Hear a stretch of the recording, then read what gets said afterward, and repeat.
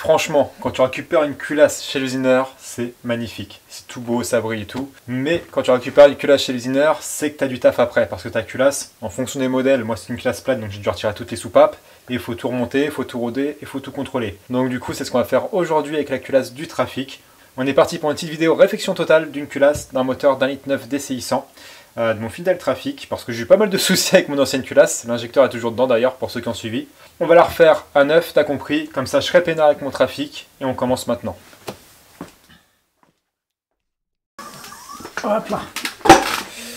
La première chose à faire, c'est roder les soupapes. Donc mes soupapes, moi, je les ai déjà nettoyées au préalable. Quand j'avais fait la 104, je t'ai montré comment j'ai nettoyé les soupapes. J'ai utilisé le même principe, hein. Dans une visseuse, tu tournes, tu es avec un papier abrasif, ou alors tu mets une brosse métallique en rotation, et tu vas enlever la calamine en fait, pour avoir une soupape relativement propre. Tu contrôles que tes soupapes n'aient pas de grosses marques, qu'elles ne soient pas tordues, qu'elles ne soient pas voilées. Ça, c'est super important. Et une fois que tout est bon, tu commences à faire ton rodage. Donc ton rodage, tu as deux pâtes à polir pour roder les soupapes. Moi, j'ai déjà fait un passage partout pour avancer un peu le travail avec le gros grain. Là, maintenant, on va passer avec le grain de finition. En fait, le gros grain, comme son nom l'indique, ça va te permettre de dégrossir le travail, comment dire, d'enlever les grosses impuretés, les grosses rayures, et puis grain de finition, de faire un truc propre, nickel et bien étanche. Pour roder les soupapes, c'est simple, un peu long et fastidieux, mais tu viens mettre, hop, une petite pichenette de pâte à roder sur les 4 angles de ta soupape. Après, il y a plusieurs moyens de le faire, hein. Moi, j'ai toujours fait comme ça, et c'est comme ça que j'ai appris, mais tu as d'autres techniques, hein. Hop, tac, tac, tac. Tu vois, tu répartis ça de manière uniforme. Tu mets ta soupape dans son petit logement, tac, tu la mets au fond, tu prends ta petite ventouse, et là, tu fais comme si tu voulais faire du feu. Tu tournes. Hop, tac. Hop, et là, c'est un peu long.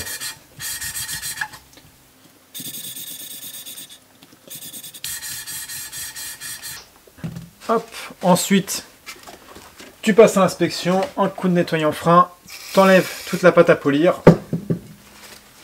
Hop.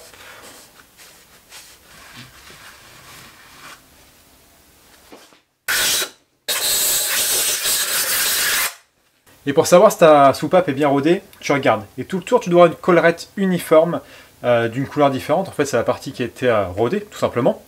Et si ta collerette a une cassure, qui a un trou ou qu'elle n'est pas uniforme, il faut que tu recommences. Là, je te montre en rapproché. On voit très bien la collerette sur la soupape qui est uniforme. Il n'y a pas de cassure, il n'y a pas de décroché. Donc celui-là, elle est validée. On passe aux autres.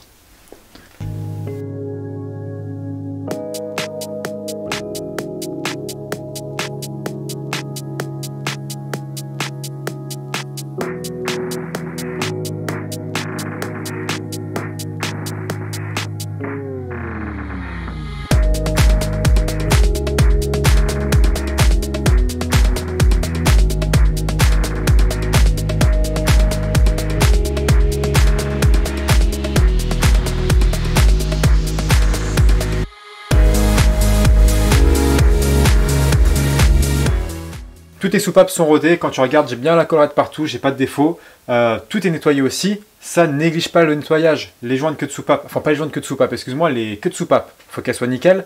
Parce que quand tu vas changer tes joints de queue de soupape, ce qu'on va faire maintenant, si tu as une merde sur tes queues de soupape, eh ben, tu vas déchirer ton joint.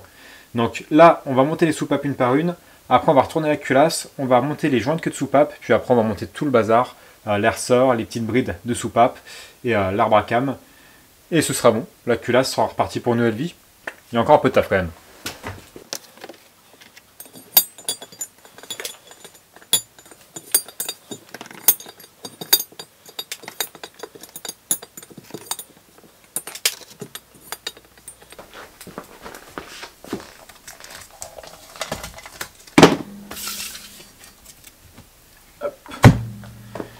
Maintenant, on va passer au montage des joints de queue de soupape.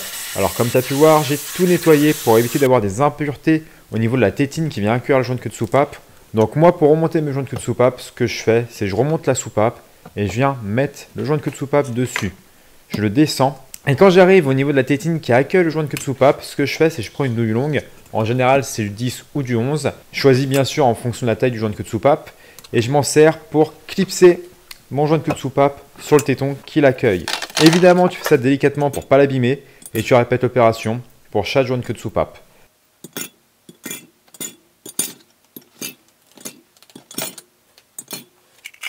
Maintenant, ce qu'on va faire, c'est qu'on va rebrider les soupapes. Premièrement, moi j'ai mis un petit trait d'huile sur tous les queues de soupape en fait, pour qu'elles coulissent correctement, tu vois, pour pas que j'ai de, comment dire, de surchauffe quand le moteur va recommencer à tourner.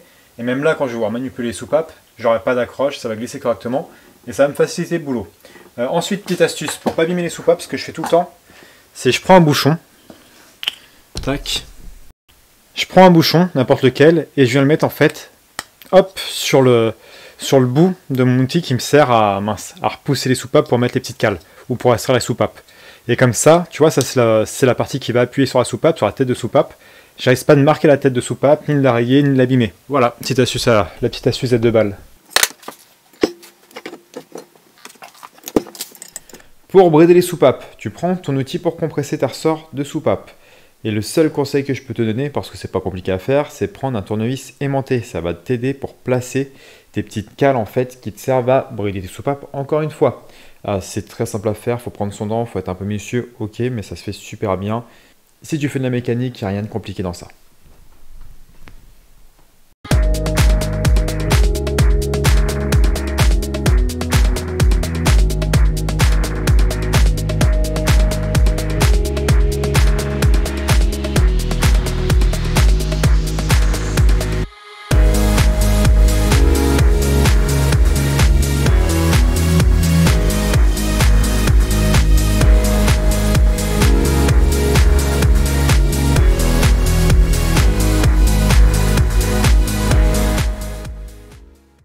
On a remonté toutes nos soupapes, on va passer au montage de l'arbre à cam. L'arbre à cam, on doit remonter, tu le check. Hein. Alors déjà, toujours pareil, bien nettoyé, et tu regardes toutes les cames, si elles sont pas rayées, si t'as pas de rayures, si t'en as pas une qui est usinée plus que les autres, si t'as pas de, comment dire. De toute façon, tu le vois, si t'as pas un truc qui te choque à l'œil, et qu'un truc que tu vas te dire, ça, je peux pas le remonter. Encore une fois, de ton côté, avant de la monter, tu contrôles tout systématiquement et tu remontes des pièces propres. Moi, les pièces, petit aparté, je les nettoie chaque fois. Par contre, quand j'ai stock, je mets un coup de 10-40 dessus, d'huile, pour pas qu'elle repique par la rouille, tout simplement. Hop, on remonte ça dans le bon sens. Et dans quel sens ça va déjà? L'arbre à cam, du coup, je le remonte dans le bon sens. Et au passage, comme j'ai tout démonté, j'en profite pour changer les joints spi. Ça vaut rien et c'est souvent une cause de fuite. Donc du coup, je change les joints spi d'arbre à cam. Je fais un petit joint à la pâte à joint autour des paliers d'arbre à cam. Et puis ensuite, je remonte tout ça. Et pour le couple de serrage, moi, je l'ai serré entre 30 et 40 Nm.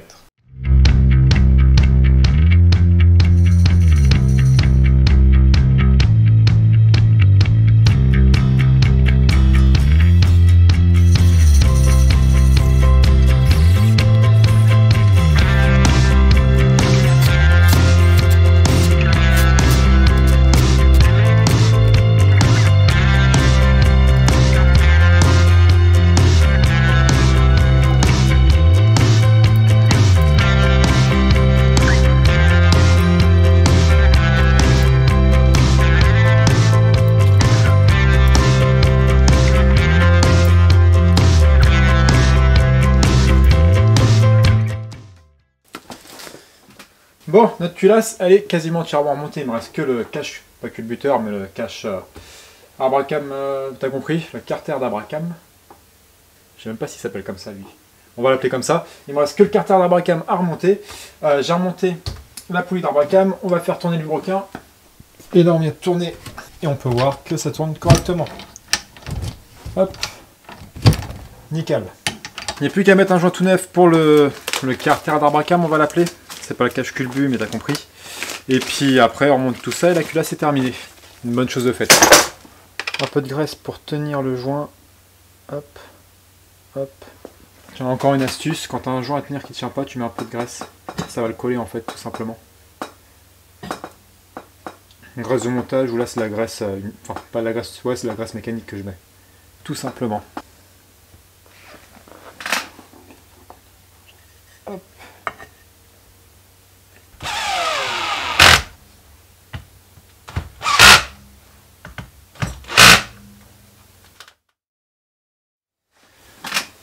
Notre culasse, elle est enfin terminée. Comme tu as pu voir, c'est relativement simple à faire. Il faut juste être un peu minutieux, prendre son temps et travailler de préférence dans un environnement propre. Comme toujours, hein, quand tu fais de la mécanique comme ça, bosse dans un endroit propre, c'est toujours mieux.